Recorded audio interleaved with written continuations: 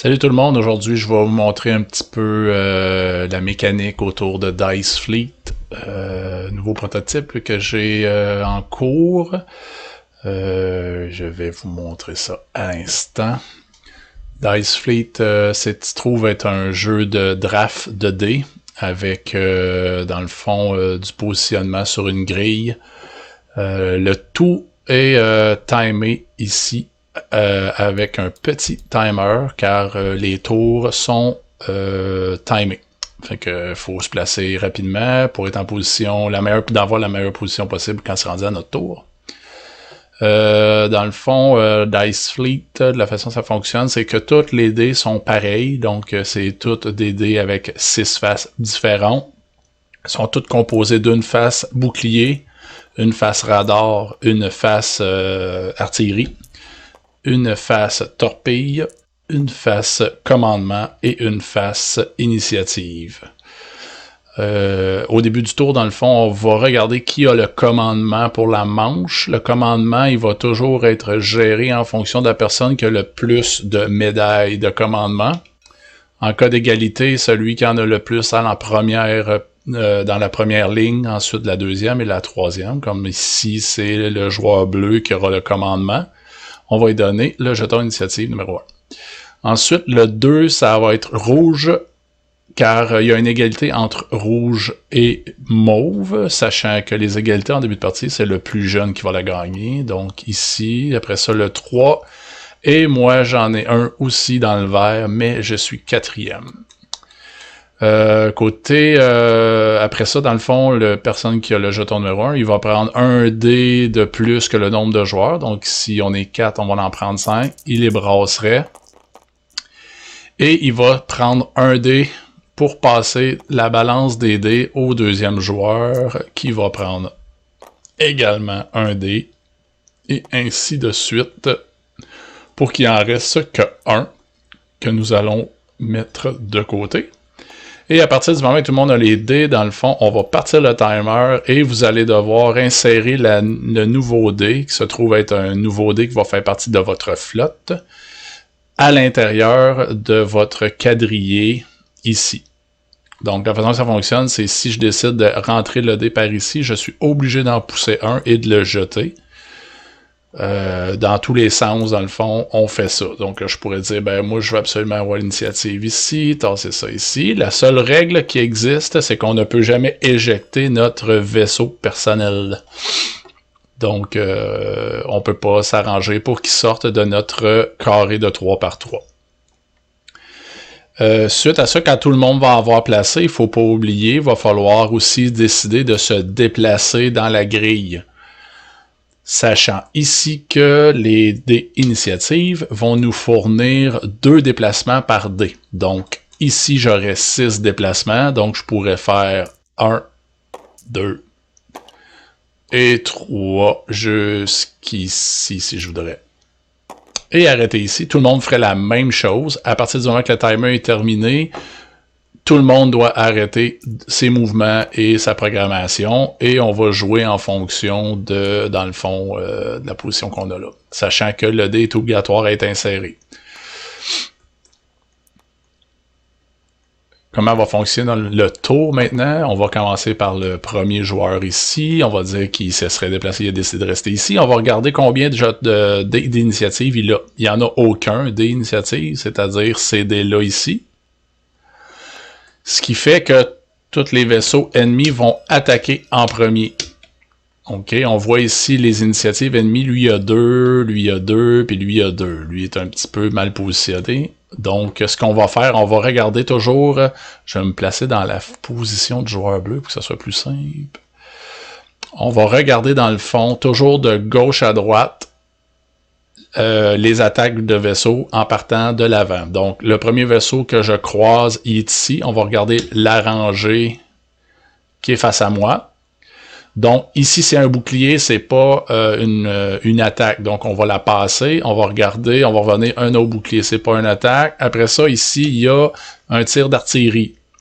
Le tir d'artillerie, ce qu'il va faire, c'est qu'il va endommager, il va détruire un dé, n'importe lequel, sauf un bouclier. Donc ici, il aurait détruit mon tir d'artillerie. On va continuer ensuite au deuxième vaisseau ici. Il y a un tir d'artillerie, sauf qu'il est bloqué par mon dé bouclier. Ici, j'ai un bouclier, ça fait rien. Ici, j'ai un tir de torpille. La torpille, elle va détruire mon vaisseau de commandement, sachant que le vaisseau de commandement, s'il est détruit, n'importe lequel, on va immédiatement perdre un point. Sachant qu'on peut se promener d'en avant et en arrière sur la piste, on peut jamais dépasser dans le fond la valeur la plus basse. On continue. Le deuxième vaisseau en arrière, lui, tire ici, excusez. C'est la même chose, c'est une artillerie. Il va tirer mon artillerie et lui, il a un bouclier, deuxième bouclier et artillerie. Je vais perdre une deuxième médaille dans le front de commandement, ce qui me ferait perdre un autre point. Là, vous avez vu, là, c'était pas vraiment la meilleure affaire qu'il pouvait faire. Passer ça, dans le fond, un coup que les initiatives sont faites, on va passer à son initiative à lui, donc il serait rendu à lui-même attaquer.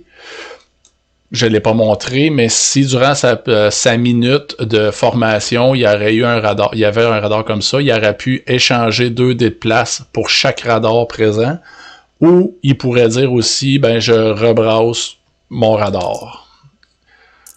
Fait que là, ben j'aurais une torpille à la place. Fait que comment ça fonctionne? On fait la même chose, hein? On va partir ici. On va prendre notre premier dé. C'est un bouclier, ça tire pas. Après ça, on va venir ici. C'est une torpille. On va endommager le bouclier, car la torpille, ce qu'elle fait de plus que l'artillerie, c'est qu'elle détruit les boucliers. Donc, on mettra un jeton dommage ici.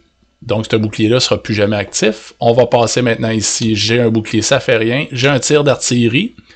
L'artillerie, elle va frapper le vaisseau directement. On va y mettre un jeton de dommage, sachant que celui-là, il va demander 2 dommages. Si plus tard, dans les autres tours, où un adversaire finirait par l'atteindre, il atteindrait son deuxième point de dommage et on retirerait la carte du jeu. Dès qu'un vaisseau explose, on continue pas la séquence de tir. On retire la carte puis on va aller attaquer celui qui est en arrière. Pour l'exemple, on va dire que celui-là, je l'aurais frappé pour le deuxième coup. On va enlever la carte. Et cette carte-là, elle va venir chez moi avec un petit bonus qui est au dos de la carte ici. Fait que si on regarde la carte, ça veut dire que je pourrais, durant mon tour, la défausser durant une période de combat pour avoir autant de mouvements et d'initiatives que je voudrais. Donc, ça aurait été le fun si je l'aurais eu ce tour-là, parce que j'avais aucune initiative, aucun mouvement, mais je la garde, je la joue quand je veux durant un tour plus tard. Et on aurait terminé car le vaisseau de commandement, lui, il ne tire pas non plus. Ce qu'on fait quand il y a un trou qui va se former après le tour d'un joueur, on va tout simplement au hasard replacer une carte. L'orientation serait au hasard. Et on la laisse là. Et on va passer dans le fond après ça au tour du joueur 2. Que lui aussi se serait positionné. Fait qu'on remarque là, il n'y a pas d'initiative, il n'y a pas de mouvement. Il aurait probablement, lui, durant sa phase de placement, de formation, relancé, lui aussi, des radars pour essayer d'avoir autre chose que du mouvement. Bon, il n'y en a pas. À savoir qu'en début de partie, lorsqu'on fait notre formation de départ, on va faire un brassage à la Yadi, donc on va rebrasser nos dés jusqu'à 3 fois pour pouvoir faire la formation de départ qu'on veut, le plus possible. Donc, dans cette situation-là, ça serait autour du joueur rouge, il n'y a pas d'initiative non plus, hein? Il n'y a aucun dé comme ça de mouvement. Donc, il est pris là. Fait qu'on va regarder, lui il a initiative 1. Qu'est-ce que ça ferait si j'aurais une initiative 1 également? On va faire un exemple que j'aurais ici un dé initiative. Ben, par défaut, le joueur, il va gagner toujours les égalités. Donc, en ce moment, lui, il va tirer après moi. Sauf qu'on va quand même continuer à regarder ici tous les vaisseaux dans la colonne qui est enlignée avec mon vaisseau. Donc, on a bien vu ici qu'il y a une initiative 2. Fait que lui, ici, il va tirer avant moi. Donc, on regarde bouclier, il se passe rien. L'artillerie va être bloquée par mon bouclier. Un autre artillerie, il va détruire mon dé d'initiative. Après ça, le torpille va détruire mon artillerie et on va aller jusqu'en arrière ici. On va voir, c'est un 0. Le 0, il va toujours jouer après les joueurs, car même si on n'a pas d'initiative, on va toujours tirer avant les 0. C'est pas parce que j'ai perdu mon dé d'initiative que j'ai pas initiative 1. Donc, en ce moment, j'ai encore l'initiative sur celui-là. Hein, on va aller voir, on va faire tirer juste les deux. On les regarde, un à la fois, mais c'est vraiment ceux qui ont des 2 qui tirent en premier. Donc, ce sera à mon tour. Moi, j'ai une formation ultra défensive. Et dans la situation qui est ici, dans le fond, je vais montrer c'est quoi un bonus de formation. C'est qu'à toutes les fois que vous avez des dés identiques dans votre flotte, présente à 3 exemplaires ou plus, comme ici, j'en ai 6, là, je n'en masse, vous allez avoir un bonus de formation tout dépendant de la face. Fait qu'ici, c'est un bonus de formation de défense, ce qui permettrait à n'importe quel de vos boucliers en jeu de bloquer une torpille une fois. Donc, je serai rendu à jouer mon tour, je vais lancer la seule torpille que j'ai et je vais venir atteindre, dans le fond, la torpille qui est ici. Et je n'ai aucun autre tir, donc ça reste comme ça. Et après ça, ben, on va regarder ceux qui sont d'équivalent à ma force, ça serait 1. Fait que lui va jouer ici, il va lancer un tir d'artillerie bloqué ici. Lui, un tir d'artillerie, il a déjà joué en passant, j'ai oublié, mais lui, il a déjà joué. Et lui, il a un tir d'artillerie, et je vais utiliser mon bonus de formation pour dire que ce dé-là, ici, ne sera pas détruit par la torpille. Et mon tour serait terminé. On flippe les jetons quand on termine, pour être sûr que tout le monde suit. Ensuite, je serais rendu au 3e joueur qui est ici. Lui également, il n'y a pas de dé de mouvement. Premièrement, ici, il n'est pas tout à fait placé comme faux. On va le placer comme ça. On va dire ici qu'il aurait brassé ce dé-là et ça lui aurait donné une initiative. Puis durant sa minute de formation, il aurait voulu se déplacer. Donc, il pourrait faire gauche-droite jusqu'à 2 fois. Sachant ça, c'est important parce que des fois, on veut aller se positionner dans un endroit où on va se faire torpiller un peu moins. Dans sa situation, lui, il aurait peut-être fait dire je vais faire ici 1, comme ça, et peut-être même 2, comme ça. Après ça, on va regarder les initiatives. Donc, moi, j'ai une initiative de 1, je vais regarder les vaisseaux qui ont une initiative de 2. Lui, il en a pas, lui, il en a pas, lui, il en a pas, lui, il en a. Vous allez voir qu'ici, je suis aligné avec 2 rangées. Hein? C'est important, on valide toujours la colonne qui nous tire dessus. Fait que lui, en ce moment, la seule chose qui va me tirer, c'est cette artillerie-là. Ça ici, c'est pas considéré comme en ligne avec ma flotte à moi, donc on les comptera pas. Donc ici, il y a son tir d'artillerie, il me détruirait cette artillerie-là ici. OK, on va voir, j'ai encore un bonus de formation. Dans ce cas-là, c'est le bonus de formation de l'artillerie. C'est quoi que ça fait, ça? C'est que ça me permet d'utiliser un de mes artilleurs et de décider de tirer dans une colonne à gauche ou à droite. Ce qui fait que je pourrais tout simplement dire que celui-là, ici, exemple, je le ferais tirer dans cette colonne-là. OK, c'est d'ailleurs ce que je vais faire dans pas très long. Fait que je vais dire ici... mon artilleur, il va prendre son bonus de formation et il va venir tirer sur l'artillerie ici, de ce vaisseau-là. Et puis, on va y mettre un jeton. Là, on va voir, c'est une cible prioritaire de ce vaisseau-là. Ce qui fait que ça me fait marquer 1 point. Comme ça. OK? À toutes les fois qu'on va pogner des cibles prioritaires, ça nous fait marquer des points. Ensuite, cette deuxième artillerie-là, elle va être bloquée par le bouclier, donc je ne peux rien faire. Incluant celle-là aussi, je ne peux rien faire parce qu'elle est tout de suite bloquée par ce bouclier-là. Ensuite, on va venir ici, dans cette rangée-là, j'ai un artilleur. J'ai le droit de tirer ici et de détruire son artillerie. Et j'ai une torpille que je vais lancer sur la première cible que je rencontre, ici. Donc, j'aurais fait 1 point dans cette situation-là. Ensuite, on va faire jouer tous ceux qui sont de 1 ou 0. Fait que lui ici, il ne m'attaque plus parce que j'ai brisé ses armements. Lui ici, il ne m'attaque pas. Lui ici, il va m'attaquer. Donc, il va avoir une torpille qui va venir frapper mon artilleur. Ici, sa torpille, elle n'est pas dans la bonne rangée, donc je la regarde pas. Ici, il va venir frapper ma médaille de commandement. La médaille de commandement, ici, on va perdre 1 point. Ensuite, on va retourner ici en arrière, la dernière torpille du fond. On va regarder, il m'avait brisé mon artillerie. La même chose ici, torpille, il brise mon artillerie. Et ici, il frapperait mon dé, mon vaisseau à moi, donc de couleur. Qu'est-ce que ça fait? Lui, jamais qu'il va être détruit, dans le fond, c'est juste qu'à toutes les fois qu'il est touché, on perd automatiquement 1 point. Si ça serait en plus de mon dé un vaisseau de commandement, j'aurais perdu 2 points. 1 point pour le vaisseau qui est à moi et 1 point pour le vaisseau de commandement. Il faut absolument le protéger. Je vais retourner sur ça. Comme ça. Oui, on va l'avoir. Et ensuite, on aurait terminé ici là, la phase d'attaque. Fait que vous voyez un petit peu le principe, dans le fond, c'est d'essayer de se positionner le plus rapidement possible parce qu'on a le stress du timer, d'aller se placer dans la meilleure colonne pour optimiser, dans le fond, les tirs de notre vaisseau. Là, ça sera au tour du joueur 4 à jouer et ainsi de suite. Après une manche, dans le fond, on va tout simplement récupérer toutes les dés qui ont été joués. On va les mettre dans une défausse commune. Et puis, on va recommencer en regardant maintenant qui va avoir le commandement du tour. Et on va faire la même chose qu'au début de partie. Qui a le plus de médailles de commandement.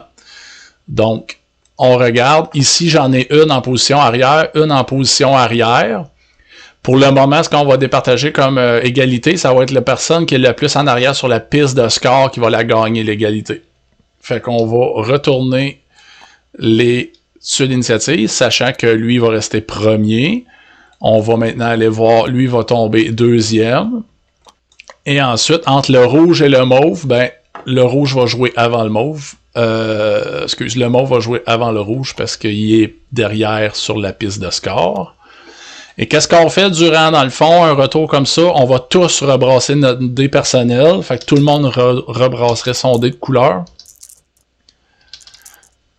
Et on le laisse dans la position qui était, comme ceci. Sachant que dans le fond, ce dé-là va changer, ou la plupart du temps changer à chaque manche. On va faire encore une fois la phase de formation. Donc, la personne qui a... Ah oui, puis j'ai oublié de dire, dans le fond, ici, le premier joueur, il va regarder s'il y a eu un vaisseau ennemi de détruit durant la manche. Ce n'est pas le cas. Ce qu'on va faire, c'est qu'on va prendre le jeton point de l'ennemi, puis on va le descendre tranquillement vers la portion du bas de la piste de score, sachant que si l'ennemi se rend à la dernière case, à la fin de la manche, c'est terminé, tout le monde va avoir perdu. Pour gagner, il faut qu'à la fin d'une manche, vous soyez capable d'être resté en haut de la piste de score. Donc, je reviens au tour de formation. Ce qu'on ferait ici, c'est qu'on reprendrait encore 5 dés. Hein, toujours un dé de plus que le nombre de joueurs. Ça, c'est sa carte. Et on rebrasse. Et encore là, le premier joueur aurait le premier choix de dés. OK, fait qu'on va lui donner de l'initiative, exemple. Lui, il aurait pris ça. C'est pas tant grave, là, c'est juste pour expliquer. On va dire que lui, il aurait pris ça, puis on va mettre ça ici. À partir d'ici, quand ta formation n'est pas complète, c'est-à-dire qu'il y a des trous dans ta flotte, le nouveau dé, tu as le choix de le rentrer où que tu veux, tant que ça fait une boîte de 3 par 3. Donc, j'aurais le droit de le rentrer ici, ici. J'aurais pas le droit de le rentrer ici, parce qu'il faut pas qu'il y ait de trous. J'aurais le droit de le mettre ici, j'aurais le droit de le mettre là, là ou là. J'aurais également le droit de pousser comme ça, si je voudrais. Mais je vais perdre celui-là, car il fait plus partie de ma boîte de 3 par 3. C'est pas le meilleur choix au monde, mais ça se fait. Donc, je pourrais tout simplement le rentrer comme ça. Donc, à partir du moment que vous avez des trous dans votre formation, qui manquent des vaisseaux pour compléter, vous n'êtes pas obligé d'en faire sortir un. Si à la fin de la manche, votre situation aurait été comme celle-là, lorsque venait le temps de rebrasser votre dé, vous devez resserrer la formation. Donc, vous avez le choix de soit tasser cette rangée-là sur cette rangée-là ici, ou inversement, emmener tous ceux-là collés sur eux autres. Il ne faut jamais qu'il y ait de trous hexagonalement ou orthogonalement entre des dés. Fait qu'on resserre la formation avant de continuer la prochaine manche. Et on se poursuit comme ça, ainsi de suite, jusqu'à ce qu'un joueur atteigne le haut de la piste, ici à la fin de la manche, ou jusqu'à ce que l'ennemi ait atteint ici le bas de la piste et ait envahi, dans le fond, la planète avant nous, sachant qu'on est des équipes, dans le fond, de recherche pour une planète. Donc, c'est ça, on est les premiers à vouloir être capables de pouvoir prendre possession de la planète, mais on s'est rendu compte assez vite qu'il y a des forces extérieures qui veulent la même chose que nous. Donc, l'idée, c'est de réussir à prendre possession de la planète avant eux. Donc, eux, ils vont gagner s'il y a trop de manches sans qu'on détruise de vaisseaux. C'est comme on a compris à toutes les manches, s'il n'y a pas de vaisseau qui se fait tuer, on le descendrait. Ce que j'ai un petit peu menti tantôt, hein, parce qu'on avait détruit un vaisseau finalement, fait qu'il n'y aurait pas descendu. Mais le principe reste le même. Donc, le jeu, c'est un peu ça en tant que tel, c'est pas très compliqué. Il y a beaucoup de pression à cause du timer. Le choix des dés est important. Je l'ai pas mentionné, mais un joueur pourrait décider après la draft, au lieu d'aller en phase de combat, de décider de passer et de faire une phase de réparation. Donc, il passerait tout simplement son tour. Il irait chercher son dé rose ainsi que 9 dés noirs. Et il ferait la formation de départ comme en début de partie. Il rebrasserait toutes ses dés à la Yadi. Donc, il y aurait 3 tirs. Et il pourrait en isoler autant qu'il veut en 3 tirs pour à la fin réussir à reformer dans le fond au centre sa flotte de 9 vaisseaux. Vous savez pas mal tout. Il y a quelques petites règles par défaut là, que j'ai pas expliquées. Tous les bonus de formation, là, j'ai pas expliqué tous les types. Toutes les cartes ont des bonus en arrière d'eux autres, sachant que quand tu l'as tué, ben en l'ayant chez toi, c'est toi qui vas avoir l'opportunité de pouvoir utiliser le vaisseau. Hein, comme on a vu, là, on peut quand même endommager les vaisseaux, mais ça peut aider les adversaires qui viennent s'installer tout près, car eux autres non plus, ils se feront pas, dans le fond, tirer par les artilleries qui ont déjà été détruites. Fait que ici, on voit qu'il y aurait l'opportunité de facilement être capable de frapper le vaisseau qui ne demande qu'un dommage pour le détruire. Donc, lui, il aurait juste à tirer une fois ici, il détruirait le vaisseau, la carte y appartiendrait et il viendrait de faire 1 point. À la fin de son tour, quand il est terminé, on remplacerait aléatoirement, dans le fond, la carte qui manque. Et on la replacerait ici. Et ça montre un petit peu aussi le but d'essayer d'avoir le commandement, hein, parce que quand tu joues dernier dans une phase, là, il y a une couple de petites surprises qui peuvent t'arriver comme ça, parce que tu as peut-être prévu d'être bien placé, puis tu vas avoir un vaisseau ennemi qui va revenir en formation lui aussi, puis il va être d'un niveau supérieur à l'initiative, il va peut-être briser beaucoup de tes vaisseaux avant que tu puisses faire qu'est-ce que tu croyais faire durant ton tour. Donc, c'est le survol de Dice Fleet. C'est rapide comme information, je le sais. J'ai fait vraiment ça là, à la bonne franquette. À un moment donné, je referai peut-être une vidéo plus détaillée et moins rapide pour tout expliquer ça. Donc, merci tout le monde.